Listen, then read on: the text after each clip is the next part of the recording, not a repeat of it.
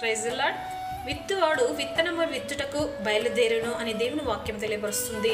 ఇక లూకా సువార్త 8వ అధ్యాయం 5వ వచనంలో చూసుకున్నట్లయితే దేవుని వాక్యం తెలియపరుస్తుందండి.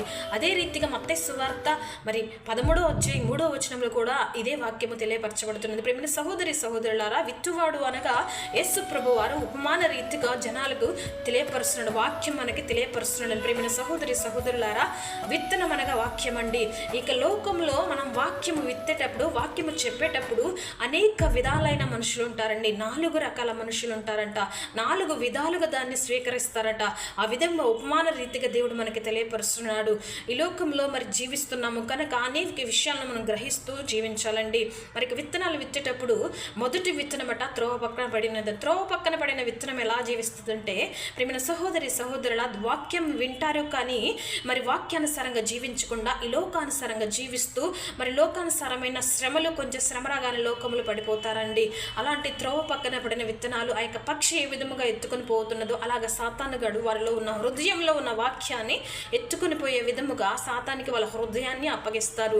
అట్టి రీతిగా మనం ఉండొద్దండి.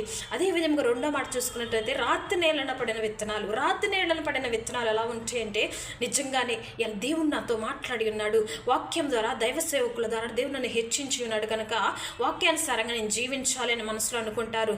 కానీ ఎప్పుడైతే శ్రమ కలుగుతుందో, ఎప్పుడైతే ఇరుకులు ఇబ్బందులు వస్తాయో వెంటనే వారు ఈ లోకంలో పడిపోచుంటారు. ప్రియమైన సహోదరి సహోదరులారా, ఆ విధముగా నీవు ఉండొద్దు. ప్రియమైన సహోదరి సహోదరులారా, ఇంక 3వ మాట చూసుకున్నట్లయితే ముండ్ల పొదలో పడిన విత్తనాలు. ముండ్ల పొదలో పడిన విత్తనాలు ఎలా ఉంటాయంటే, వారికి వచ్చిన శ్రమలను బట్టి వాక్యం వింటారండి.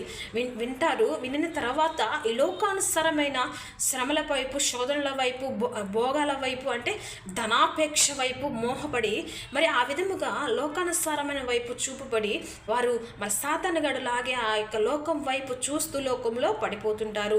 వాక్యాన్ని కరెక్ట్గా దేవుడు వాక్యాన్ని వినలేని పరిస్థితిలో, గ్రహించలేని పరిస్థితిలో, ఆ యొక్క జీవించలేని స్థితిలో ఉంటారండి. 4వ మాటగా చూసుకున్నట్లయితే దేవుని ఎవరైతే మంచి లేనడా పడిన విత్తనాలట దేవుని వాక్యాన్ని శ్రద్ధగా గ్రహిస్తూ వింటూ వాక్యానుసారంగా జీవిస్తూ ఆయన చెప్పే మాటలపై ఆధారపడుతూ వారి జీవితాన్ని దేవుని కోసం త్యాగం చేస్తూ వారి జీవితాలను దేవుని వాక్యానుసారంగా జీవిస్తూ వారి కుటుంబాలు దీవించబడుతుంటాయంట.